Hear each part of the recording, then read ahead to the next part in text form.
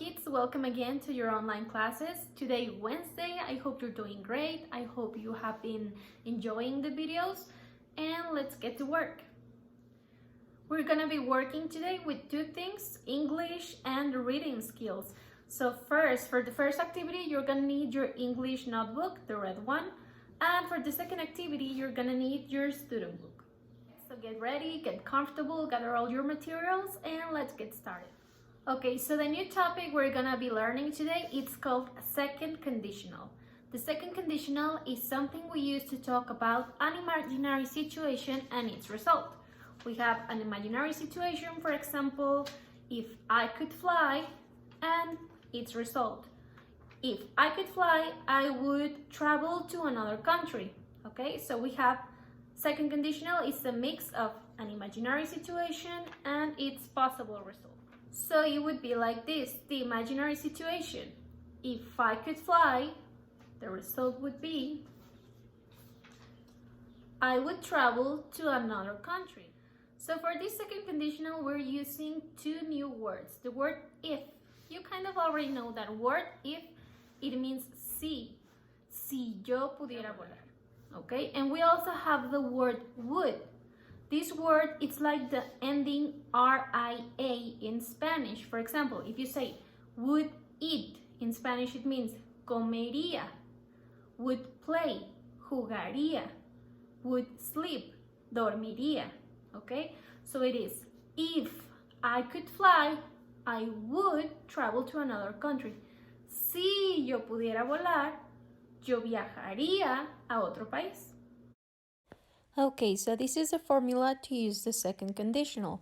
First, I want you to identify that it's got two parts, the imaginary situation part and the result part. You can put one first and then the other, or you can change the order and put the other one first and then the other. It doesn't matter, it's both ways correct.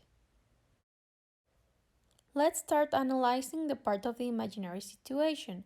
We start with the word if. After that, we continue with the subject, I, you, we, they, he, she, or it. Then, we're gonna continue with our verb in simple past. Okay, for example, play in past, played. Eat in past, ate, etc. Now the part of the result. We start with the subject, I, you, we, they, he, she, or it. Or you can put the name, for example, Jessica. Then we use the word would. After that, the verb in present. Okay, it stays in present, it doesn't change. And finally, if necessary, we can add a complement, but you know that's not all the time, only if you want to. Now, if we want to make that negative, all we have to do is we have to add right after the word would, the word not to make it negative. Right here, in the middle of would and your verb in present.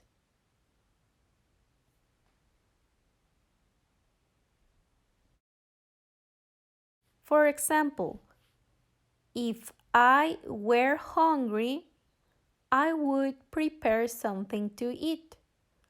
Or you can say it the other way, changing the order of the imaginary situation and the result.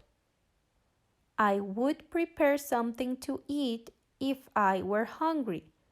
Both ways are correct. Now there is a contraction for the word would. You can put a D.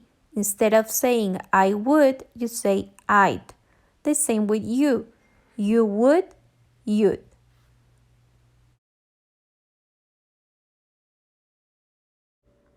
Okay, so what you have to do here is copy the topic in your English notebook. Don't forget the title, second conditional, and then copy all the information with the formula and everything you see here. And then complete the exercise. You just have to match the two parts of the sentences.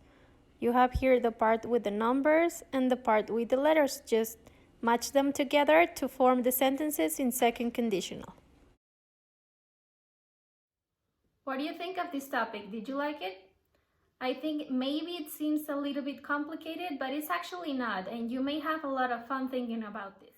So what you have to do for this is just copy the topic you have there in the document, handwritten with your beautiful letter in your notebook, and also the exercise, okay?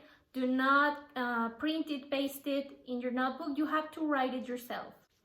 Now for our second activity of today, we're gonna do some reading, so get your student book. Okay, so in this page 92 and 93, you have to read this article called dyscalculia. This is a condition that is related to numbers and to other things. You have to read it and understand it. If you see words that you don't know their meaning, you can look it up, go to Google Translate or look in a dictionary, but try to understand as much as you can the whole text. After you finish reading, you're going to answer exercise D on the page 93. It says, match the sentences to the places. For example, number 1, my name's Joshua and his name's Joseph. That is number 1. In which place would this happen according to the article you read? At the gym, at the cafe, in a math class, at a party, at the art gallery, in a math class, in the street, in a store. You have to match the situation with the place where it would take place according to what you just read. Okay, so recap of what you have to send me for today's class. You have to send me a picture of the topic you wrote in your notebook, the second conditional with the formulas and with the exercise. And you have to send me a picture of page 93 of your student book, which is the exercise of the reading activity. That is all for today's class, kids. I hope you enjoyed it and I hope you have a great day.